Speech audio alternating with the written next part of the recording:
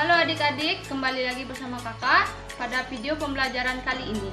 Nah, perkenalkan nama kakak Mahariska Echa Pratiwi, NIM 20110311070 dari kelas 3B. Nah, pada kesempatan kali ini kakak akan membahas mengenai bangun datar, kesebangunan, dan juga kongruensi segitiga. Nah, adapun subbahasan yang akan kita bahas pada kesempatan kali ini. Yang pertama yaitu bangun datar, kemudian ada kesebangunan, dan yang ketiga ada kekongruenan.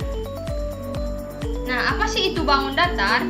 Bangun datar merupakan bangunan geometri dengan permukaan datar yang terbentuk melalui garis dan titik, sehingga membangun bangunan dua dimensi yang memiliki rumus luas dan keliling.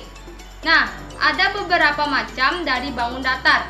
Yang pertama yaitu persegi. Nah, persegi sendiri memiliki ciri-ciri yaitu memiliki 4 sisi yang sama panjang, memiliki sudut-sudut yang sama besar yaitu 90 derajat, dan memiliki dua diagonal yang sama panjang, berpotongan tegak lurus, dan membagi kedua sudut berhadapan menjadi sama besar.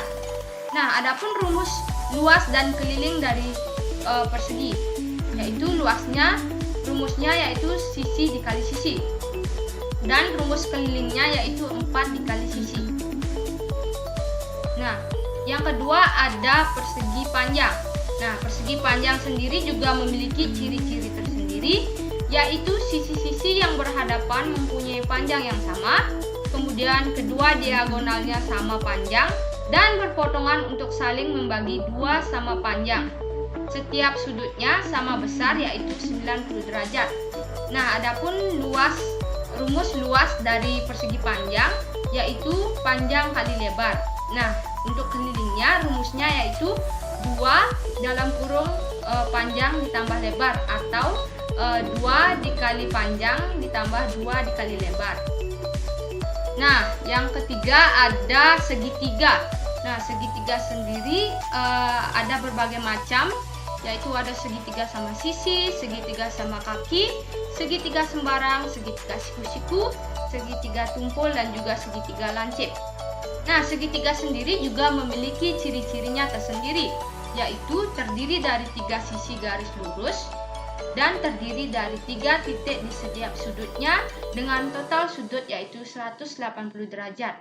Nah, adapun rumus luas dan keliling dari segitiga. Nah, rumus luasnya yaitu setengah dalam kurung A dikali T. A itu merupakan alas dan T itu merupakan tinggi.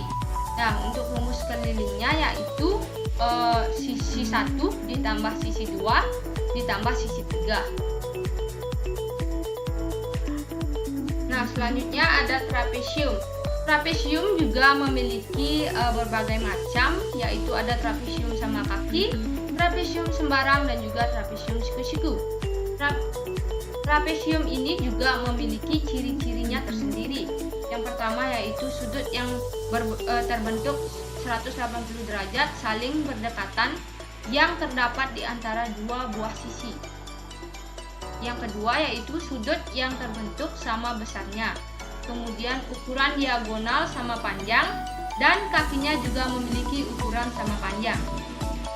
Nah, adapun rumus dari trapesium yaitu rumus luas dan rumus keliling. Nah, rumus luasnya itu yaitu setengah dikali jumlah kedua sisi yang sejajar dikali tinggi. Kemudian untuk kelilingnya yaitu sisi 1 ditambah sisi 2 ditambah sisi 3 ditambah sisi 4 sesuai dengan jumlah semua sisinya.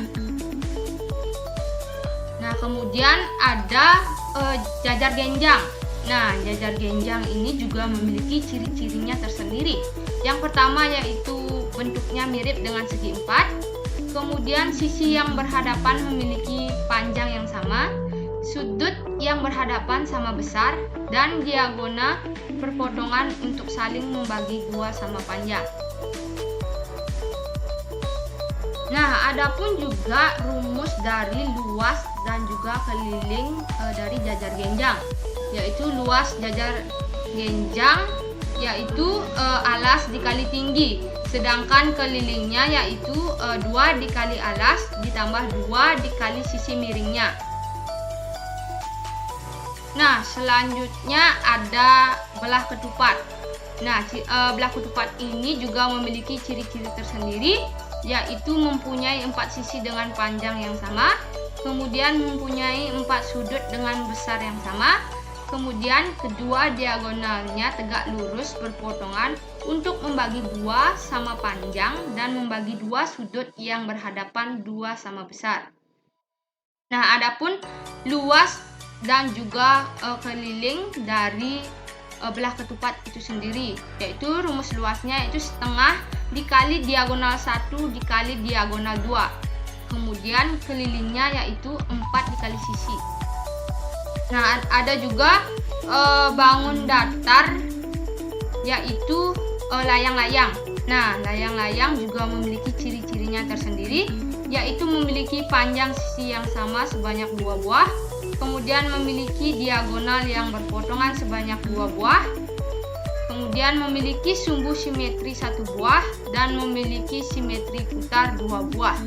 Nah, adapun juga rumus luas dan keliling dari layang-layang, yaitu rumus luasnya setengah dikali diagonal 1 dikali diagonal 2. Kemudian kelilingnya yaitu 2 dikali sisi 1 ditambah 2 dikali sisi 2, atau bisa juga ditulis dengan 2 dalam kurung sisi 1 ditambah sisi 2. Kemudian ada lingkaran. Lingkaran juga memiliki ciri-ciri tersendiri, yaitu mempunyai sumbu simetri tak terhingga dan simetri putar. Adapun rumus luas dan keliling dari lingkaran, yaitu rumus luasnya V kali R kali R. R itu merupakan jari-jari. Nah, kemudian rumus kelilingnya yaitu 2 dikali V. Kemudian kita akan membahas mengenai kesebangunan. Nah, kesebangunan merupakan hubungan 2 buah bangun datar atau lebih yang sudut-sudut bersesuaiannya sama besar dan panjang sisi-sisi sudut yang bersesuaian memiliki perbandingan yang sama. Dengan kata lain, dalam hubungan kesebangunan ini ukuran 2 buah bangun tidak harus sama, namun besar sudut yang bersesuaian haruslah sama. Nah, kesebangunan dinotasikan dengan tanda seperti yang adik-adik dapat lihat. Nah, jadi itu merupakan tanda dari kesebangunan. Nah, sekarang kita akan membahas kesebangunan pada segitiga. Nah, adik-adik perhatikan pada kedua segitiga tersebut. Kita lihat bahwa AB per PQ sama dengan BC per QR. Dan juga sama dengan AC per PR. Nah, jika kita lihat sudut-sudutnya juga memiliki sudut yang sama, yaitu B sama dengan Q, kemudian C sama dengan R, dan sudut A sama dengan P. Nah, jadi dapat kita simpulkan bahwa segitiga tersebut, yaitu segitiga ABC, sebangun dengan segitiga PQR. Nah, selanjutnya kita akan membahas mengenai kekongruenan. Nah, kekongruenan merupakan hubungan 2 buah bangun datar atau lebih yang sudut-sudut bersesuaiannya dan panjang sisi-sisi sudut yang bersesuaian memiliki besar dan panjang yang sama. Dengan kata lain, jika 2 buah bangun datar dikatakan kongruen, maka 2 buah bangun datar tersebut memiliki bentuk dan ukuran yang sama. Nah, adik-adik bisa lihat itu tanda itu merupakan tanda atau notasi dari kekongruenan. Nah, sekarang kita akan membahas mengenai kekongruenan pada segitiga. Nah, adik-adik bisa lihat pada gambar di layar. Nah, segitiga ACP itu merupakan segitiga yang kongruen dengan segitiga AMP. Nah, mengapa segitiga ACP dan segitiga AMP dikatakan kongruen? Nah, jika kita lihat segitiga ACP itu dapat tepat menempati segitiga AMP dengan cara mencerminkan segitiga ACP terhadap garis AP atau semua sisi segitiga ACP memiliki panjang yang sama dengan segitiga AMP. Nah, segitiga CAM merupakan segitiga sama kaki, sehingga sudut ACP sama dengan sudut AMP. Dan sudut APC sama dengan sudut APM, itu sama-sama 90 derajat. Nah, ini berakibat sudut CAP sama dengan sudut MAP. Nah, sekian penjelasan kali ini. Jika ada kesalahan dari kakak, baik yang kakak sengaja maupun tidak sengaja, kakak mohon maaf. Semoga materi yang kakak bawakan ini dapat berguna bagi adik-adik semua. Terima kasih.